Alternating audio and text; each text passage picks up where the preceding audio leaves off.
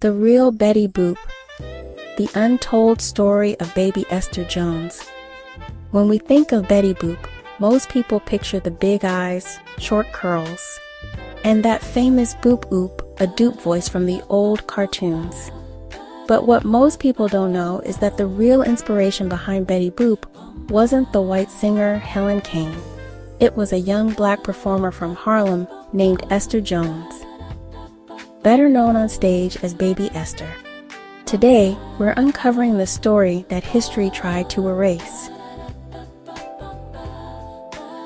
Betty Boop has been one of the most recognizable cartoon characters since the 1930s. But behind the cute voice and flirty style was a hidden figure, a child performer whose talent was borrowed, copied, and almost forgotten. This is the true story of Baby Esther, the original Black Betty Boop. Early life.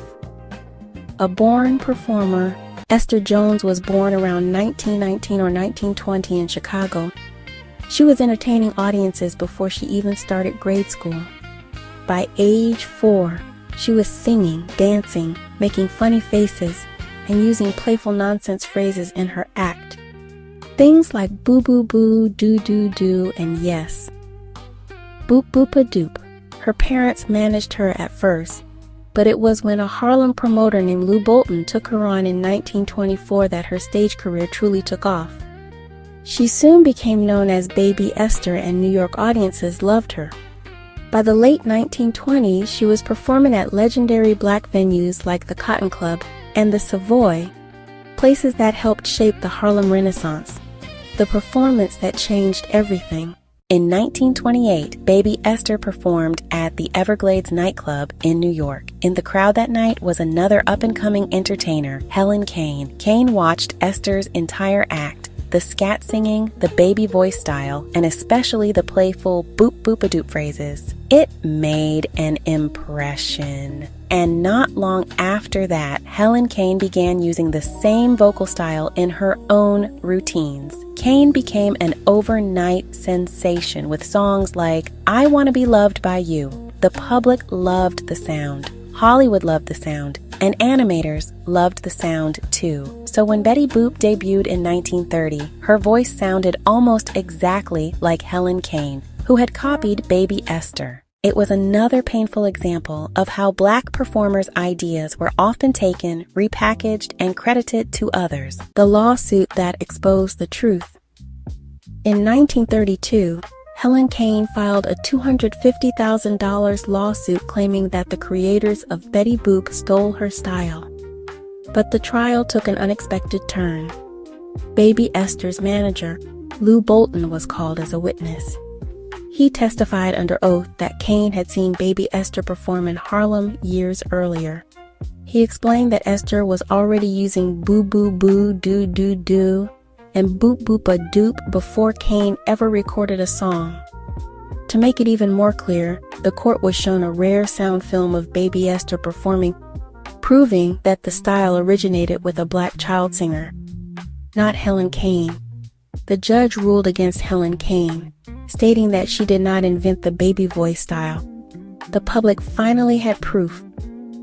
Baby Esther was the real originator of what became Betty Boop's signature sound. Erasure and confusion. You would think this court victory would have secured Esther Jones a place in history, but it didn't. Even though evidence showed that she was the source, Esther Jones never received public credit, money, or recognition. The studios never promoted her connection to Betty Boop. And over time, her identity became tangled with other singers named Esther, especially Esther Phillips, another famous black performer with a similar nickname. Many photographs were mislabeled. Articles confused the two women. And because Baby Esther was performing so young, very little about her adult life was recorded. For decades, her legacy faded into the background. A legend lost to time. Different sources disagree about what happened to Esther Jones later in life. Some reports say she passed away early, not long after the trial. Others, including black newspapers, claim she lived into the 1980s. The truth is unclear because Black performers of the early 1900s were rarely documented with care or respect. But what is clear is this: her influence shaped one of the most iconic cartoon characters of all time. The real Betty Boop. Even today, Betty Boop merchandise sells worldwide. Vintage items can sell for hundreds of dollars. Cartoons still air on television and streaming services. Cosplay events celebrate the character. Entire festivals are dedicated to her image.